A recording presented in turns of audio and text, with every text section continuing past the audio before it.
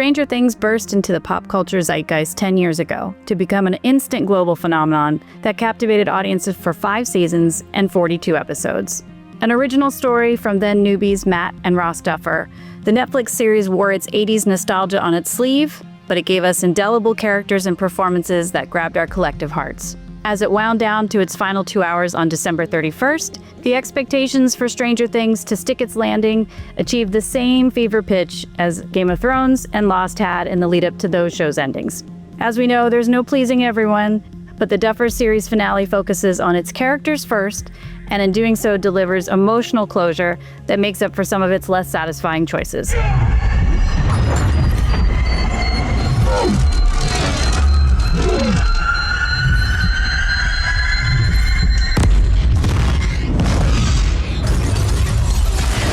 While the 2-hour and 8-minute runtime of Chapter 8, The Right Side Up, implies a movie-length conclusion, the finale is really the sum of 2 parts, modeled much like Peter Jackson's The Lord of the Rings: Return of the King.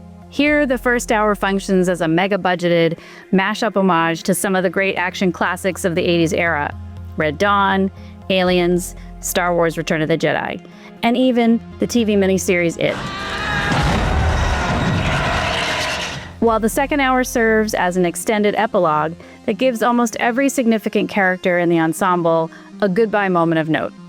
As a piece, the action resolution portion hits its high point early when Vecna's The Abyss descends down into upside-down Hawkins, dislodges beloved Steve Harrington from the WSQK radio tower, and then goes to black. After a dastardly extended beat, Steve is revealed to be alive and snatched back from the certain death by Jonathan Byers, which goes down as the biggest rush of the whole episode.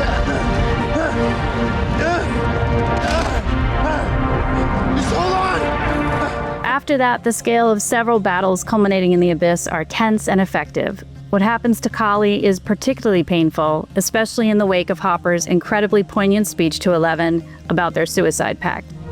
We'll find a way to make it real. Because you have to. But her need to give Elle a life beyond their shared pain adds resonance and purpose to her character. On the other hand, as expected, the unrepentant ire and sadism of military figures Dr. K and Lieutenant Akers never gets contextualized in the time allotted, which makes them the most throwaway characters of the series. Hamilton deserved better. Otherwise, all of that leads into the Abyss, where the melee between Vecna and Eleven is designed to be personal and intense. And the mega Mind Flayer boss battle plays out like a D&D campaign moment on steroids. The only way to damage anything of that scale, we spread out. Flank it on all sides, just chip away at its hit point. For all the bullets and Molotov cocktails, the most satisfying scenes come when Nancy frees her exhausted little sister Holly from her Vecna cocoon, and then when Joyce Byers gets her moment, putting the death rattles of the villain to an end by hacking him to pieces. You're with the wrong family. And that's intercut with a deeply moving montage of all the pain and death he rendered on the residents of Hawkins.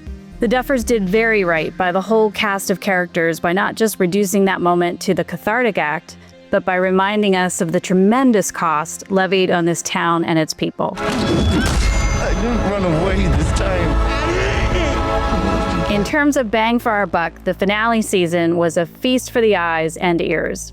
In the last episode, the tower sequence, Max, Callie, and Elle finally infiltrating Henry's mind in the Creel house, and the tension-filled standoff in the upside-down Hawkins lab with Callie, Elle, Hopper, and Murray are excellent sequences. And I'm not disappointed that a big piece of unanswered lore was dropped with that mystery Mind Flayer rock, because it led to Bauer's masterful performance as Henry. It showed me the truth.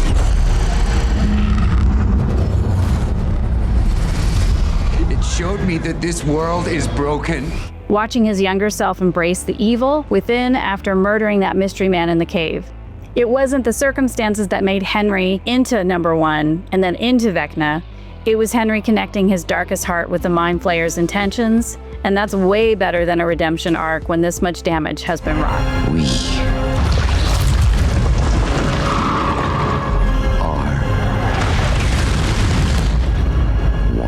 And let me add that the Duffers better be prepared for real-world music licensing realities post-show, because the chances of getting a budget again to use the kind of quality needle drops they did in this series may never come again.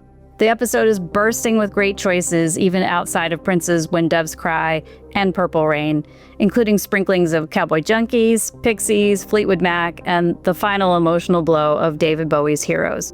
Heading into the final hour, if you weren't a fan of the multiple endings of Return of the King, you likely felt every minute of the successive chapter endings.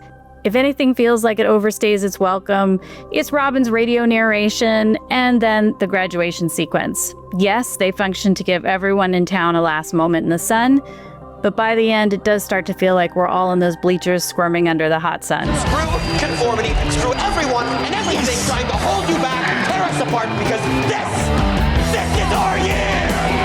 Much more successful are the intimate goodbyes, the older kids embracing their futures while wistfully wanting to hold on to their bond. To nothing ever keeping us apart.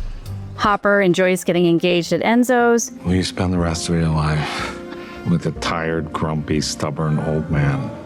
And the final campaign for the OG D&D gang. Whack him with your staff or something. And inflict 6 points of damage. He has 30 HP left. I'm particularly happy that the Duffers didn't buy into the series finale bloodbath methodology, where swaths of characters have to go down to elicit audience feelings. Instead, they stayed true to what counted most in their show, their characters and the deep relationships they forged over 5 seasons. Life has already been intensely unkind to Hawkins and every one of its citizens.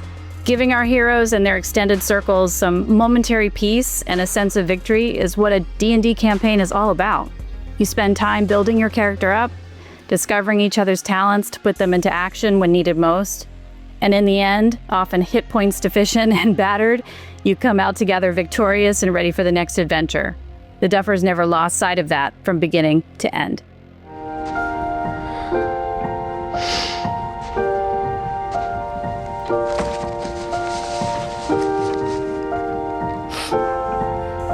And that's perfectly expressed in Mike's Stand By Me style roundup of how he saw his friends' futures.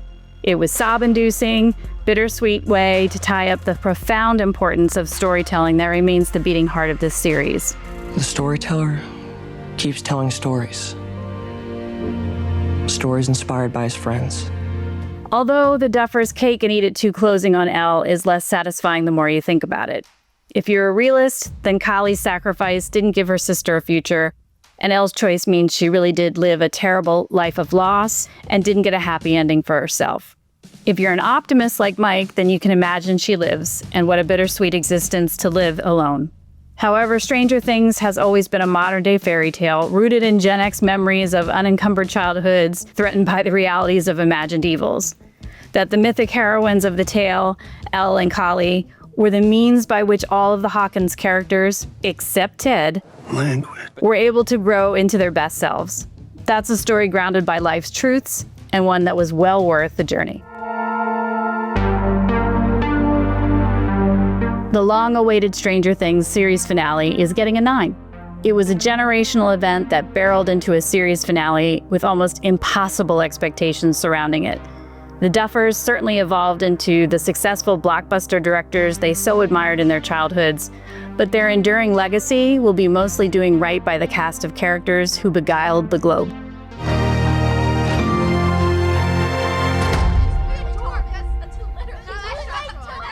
Thanks for watching, and for more movie and streaming reviews, be sure to subscribe to IGN wherever you like to watch.